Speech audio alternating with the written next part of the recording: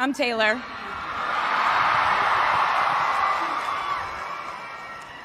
Last time I was in a stadium this size, I was dancing in heels and wearing a glittery leotard. This outfit is much more comfortable.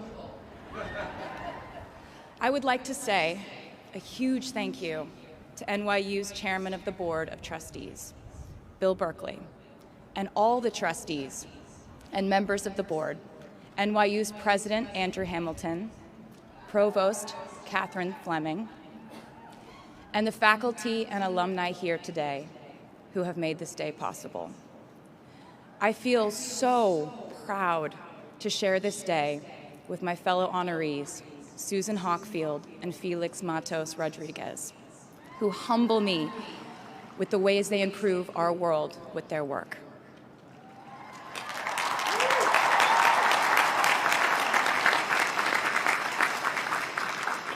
As for me, I'm 90% sure the main reason I'm here is because I have a song called 22.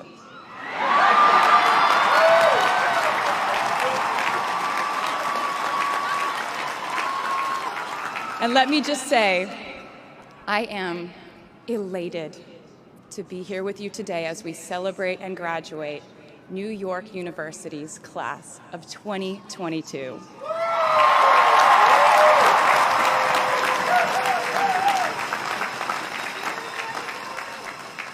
Not a single one of us here today has done it alone.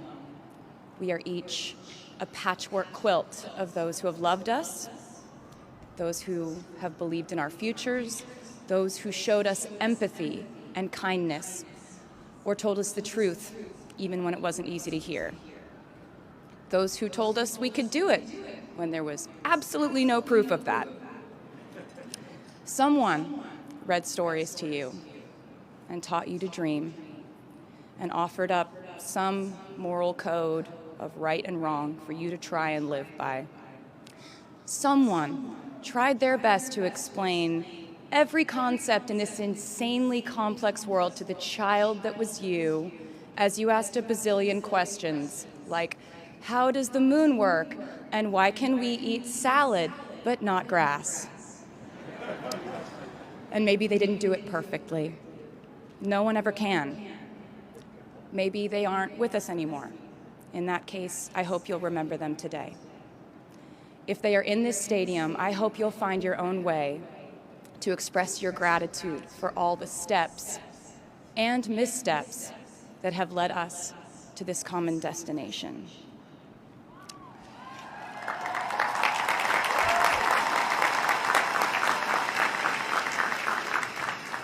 I know that words are supposed to be my thing, but I will never be able to find the words to thank my mom and dad, my brother Austin, for the sacrifices they made every day so I could go from singing in coffee houses to standing up here with you all today, because no words would ever be enough.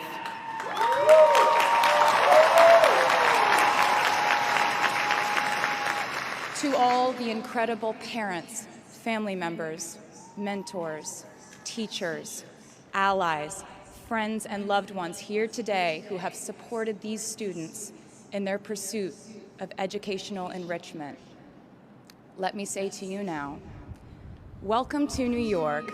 It's been waiting for you.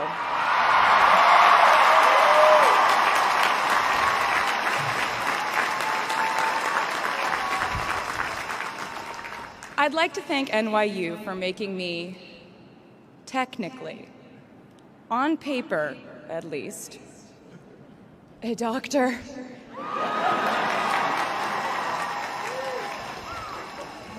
Not the type of doctor you would want around in case of an emergency. Unless your specific emergency was that you desperately needed to hear a song with a catchy hook and an intensely cathartic bridge section.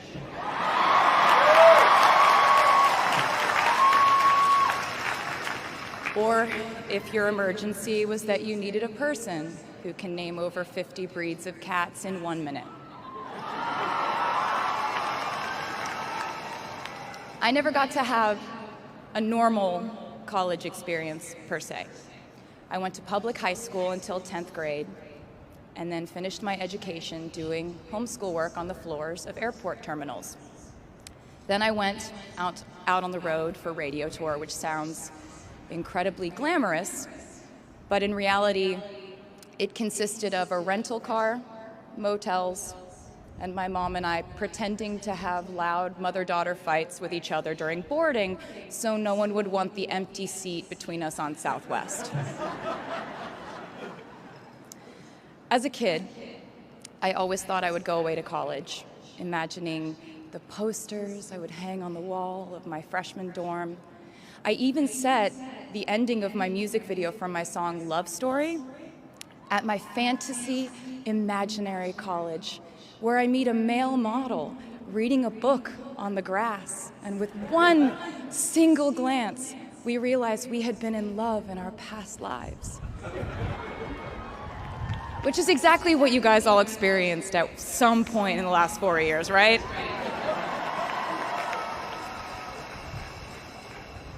But I really can't complain about not having a normal college experience to you, because you went to NYU during a global pandemic, being essentially locked into your dorms and having to do classes over Zoom. Everyone in college during normal times stresses about test scores, but on top of that, you also had to pass like 1,000 COVID tests. I imagine the idea of a normal college experience was all you wanted too. But in this case, you and I both learned that you don't always get all the things in the bag that you selected from the menu in the delivery service that is life. You get what you get. And as I would like to say to you wholeheartedly, you should be very proud of what you've done with it. Today, you leave New York University and then go out into the world searching what's next. And so will I.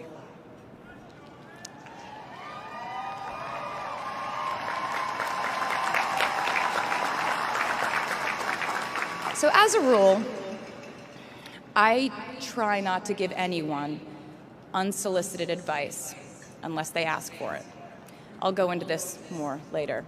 I guess I have been officially solicited in this situation to impart whatever wisdom I might have to tell you things that have helped me so far in my life. Please bear in mind that I in no way feel qualified to tell you what to do. You've worked and struggled and sacrificed and studied and dreamed your way here today. And so you know what you're doing. You'll do things differently than I did them, and for different reasons. So I won't tell you what to do, because no one likes that. I will, however, give you some life hacks I wish I knew when I was starting out my dreams of a career and navigating life, love, pressure, choices, shame, hope, and friendship. The first of which is, life can be heavy, especially if you try to carry it all at once. Part of growing up and moving into new chapters of your life is about catch and release. What I mean by that is knowing what things to keep and what things to release. You can't carry all things, all grudges, all updates on your ex, all enviable promotions your school bully got at the hedge fund his uncle started.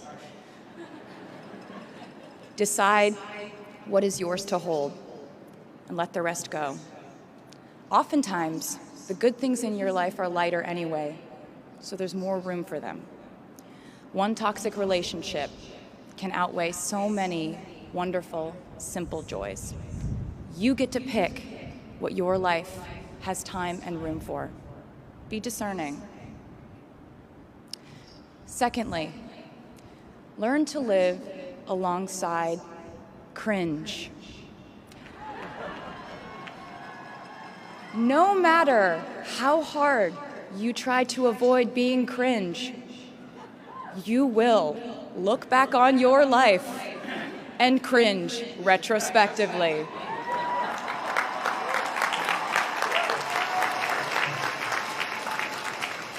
cringe is unavoidable over a lifetime.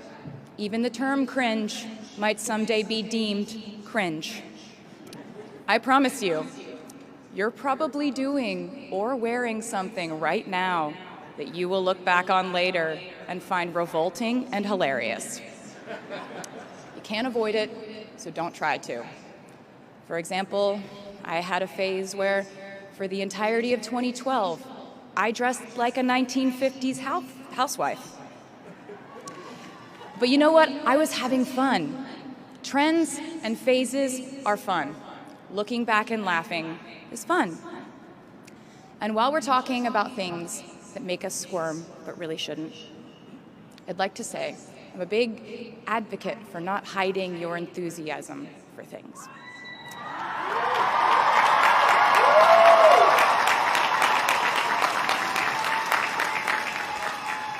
It seems to me that there is a false stigma around eagerness in our culture of unbothered ambivalence. This outlook perpetuates the idea that it's not cool to want it, that people who don't try are fundamentally more chic than people who do. And I wouldn't know because I've been a lot of things, but I've never been an expert on chic, but I'm the one who's up here, so you have to listen to me when I say this.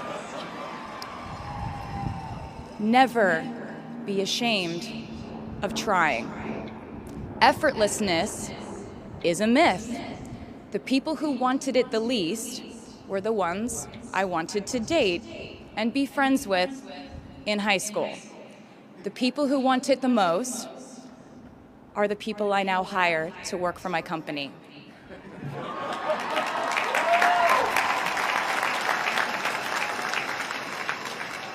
I started writing songs when I was 12, and since then, it's been the compass guiding my life, and in turn, my life guided my writing.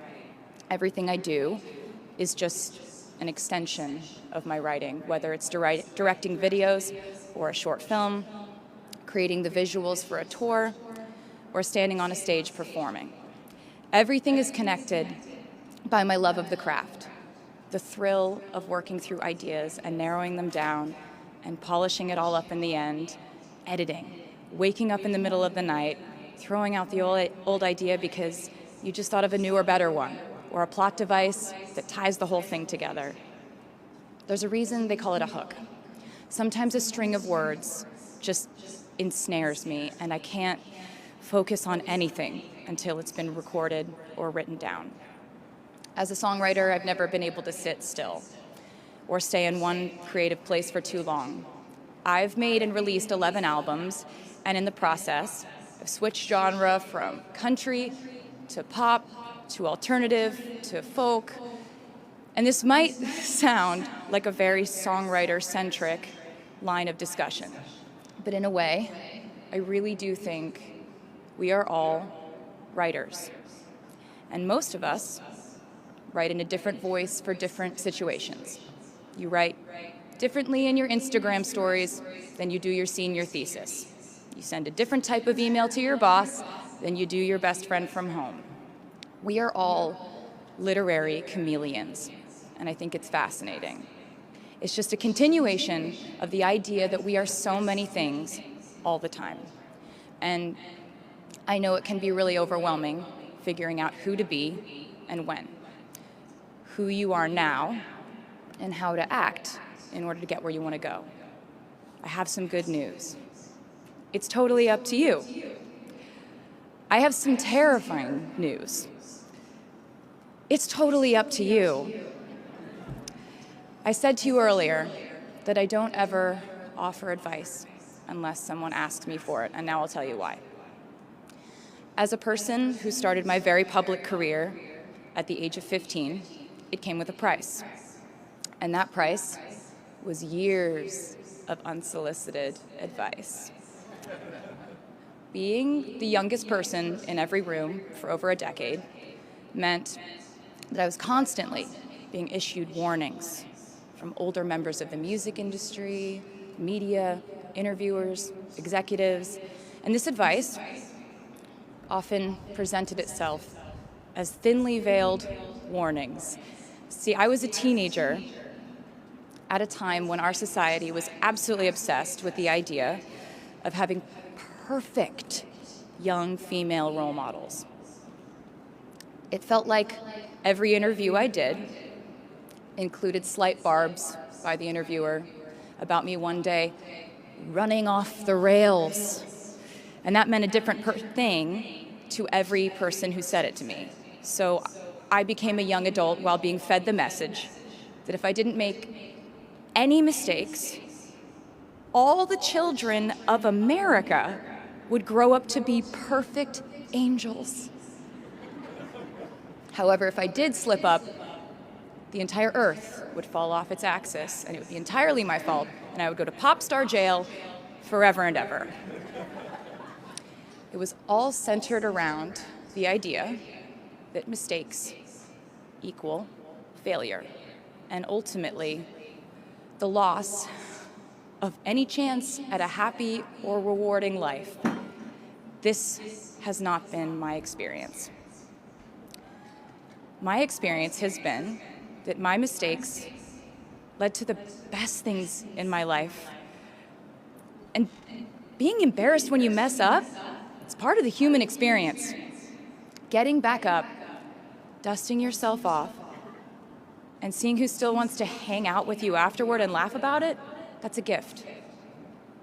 The times I was told no, or wasn't included, wasn't chosen, didn't win, didn't make the cut, looking back, it really feels like those moments were as important, if not more crucial, than the moments I was told yes.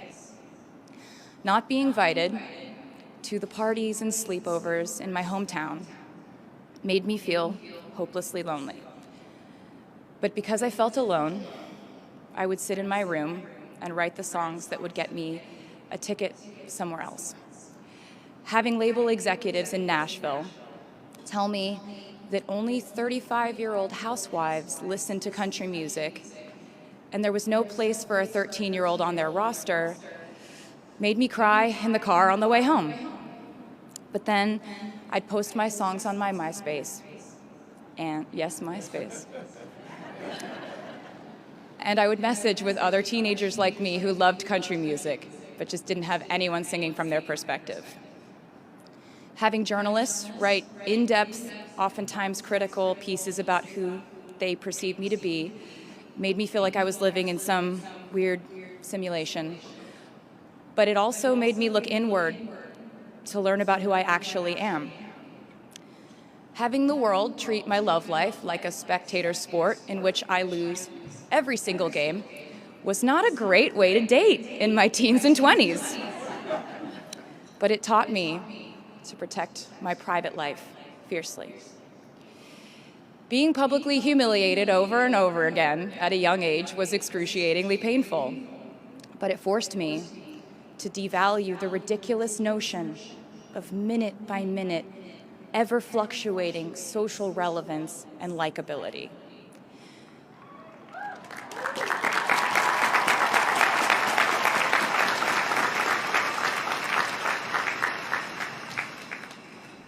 Getting canceled on the internet and nearly losing my career gave me an excellent knowledge of all the types of wine.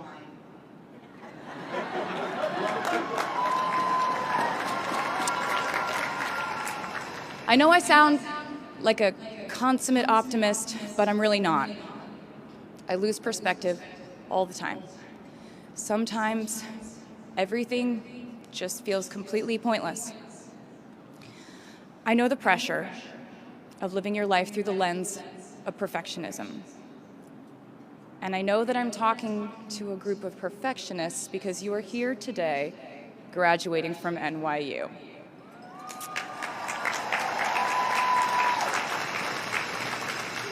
So this might be hard for you to hear.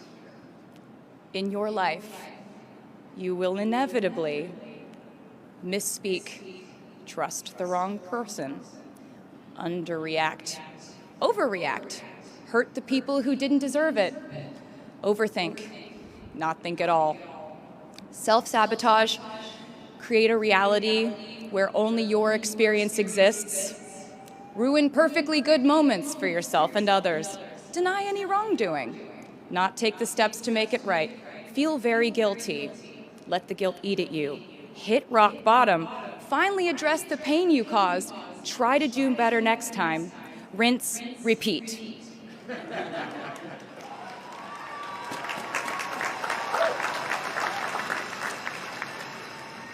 And I'm not gonna lie, these mistakes will cause you to lose things. I'm trying to tell you that losing things doesn't just mean losing. A lot of the time, when we lose things, we gain things too. Now you leave the structure and framework of school and chart your own path. Every choice you make leads to the next choice, which leads to the next, and I know it's hard to know which path to take. There will be times in life where you need to stand up for yourself, times when the right thing is actually to back down and apologize, times when the right thing is to fight, times when the right thing is to turn and run, times to hold on with all you have, and times to let go with grace. Sometimes the right thing to do is to throw out the old schools of thought in the name of progress and reform. Sometimes the right thing to do is to sit and listen to the wisdom of those who have come before us. How will you know what the right choice is in these crucial moments? You won't. How do I give advice to this many people about their life choices? I won't. The scary news is, you're on your own now. But the cool news is, you're on your own now.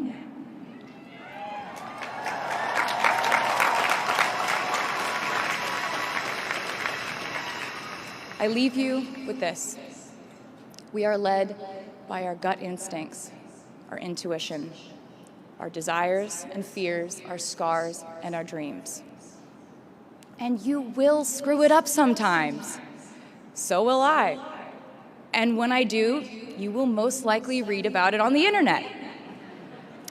Anyway, hard things will happen to us. We will recover. We will learn from it. We will grow more resilient because of it. And as long as we are fortunate enough to be breathing, we will breathe in, breathe through, breathe deep, and breathe out. And I am a doctor now, so I know how breathing works. I hope you know how proud I am to share this day with you. We're doing this together, so let's just keep dancing like we're the class of 22.